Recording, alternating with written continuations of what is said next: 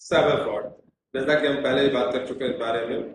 In short, in detail में अगर हम बात करें इसको कि हम कैसे उसके बारे में अवेयर हो, कैसे उससे बचे कि उसकी झांसी में हम ना आए, आज हम उसके बारे में बात करेंगे। नमस्कार, मेरी सेवा में आपका स्वागत है। एक्चुअली देखिए, साइबर फ्रॉड जो होता है ना, वो सिर्फ आपके डर का खेल है और कुछ नहीं है। जितना बेहतर आप वो आपको डरा पाएंगे और जितना आप डरोगे, उतना साइबर फ्रॉड होने के चांसेस ज्यादा होते हैं। इसलिए हमें जानना बहुत जरूरी है। अगर हमें साइबर साइबर फ्रॉड की एक्टिविटी महसूस होती है तो हमें करना क्या है।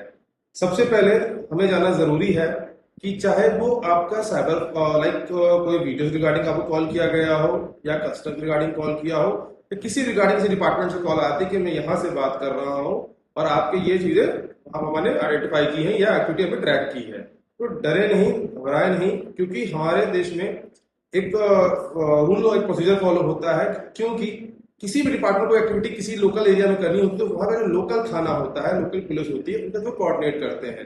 तो हमें करना क्या है?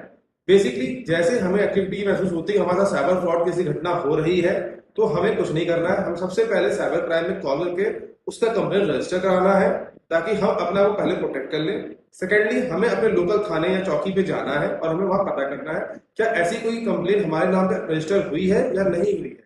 क्योंकि हमारे पास ऐसे ऐसी कॉल आई थी और मुझे इससे डराया जा रहा था, मुझसे पैसे मांगे जा रहे थे। डरने की जरूरत नहीं है, अवेयर होने की जरूरत है। आप अपने पहले साइबर क्राइम में आप अपना कंप्लेंट रजिस्टर कराइए, फोन नंबर के साथ, जिस नंबर से आपका कॉल आया था, सब चीजों डिटेल के साथ, किस समय पे आया था, क्या क्या बातें आपकी हुई। उसके बाद अपने लोकल थाने में जाकर आप इन्वेस्टिगेट उसको कर सकते हैं। क्योंकि किसी भी डिपार्टमेंट को अगर साइबर से रिलेटेड कोई बात करनी होती है तो दो डिपार्टमेंट को इन्फॉर्म करना होता है। एक हमारा इंडिया में चलता I4C डिपार्टमेंट है, जो इंडिया में साइबर क्राइम से रिलेटेड चीजें आइडेंटिफाई करता है, रिसर्च करके लोकल बॉडीज को प्रोवाइड करता है कि हाँ कहाँ पे साइबर फ्रॉड कहाँ से हो रहा है। दूसरा, लोकल पुलिस की हेल्प लेना बहुत जरूरी होता है, क्योंकि लोकल जितनी भी इनिशियल इन्वेस्टिगेशन होती है वो लोकल पुलिस ही वहां पे करके आगे हैंड ओवर करती है। तो घबराए नहीं, सजग रहें। और हमेशा सबसे पहले तुरंत आप किसी को ₹1 कभी नहीं देना। सबसे पहले उस नंबर को उठाना है, हमें साइबर क्राइम में रजिस्टर करना है। उसके बाद हमें पुलिस थाने पे जाना है और उस बारे में कंप्लेंट दे देनी कि हमारे पास इस नंबर से कॉल आई थी, हमने साइबर क्राइम में बता दिया था और ये चीजें हैं।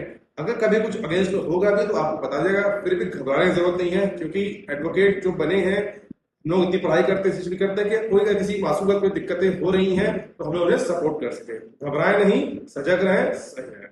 धन्यवाद।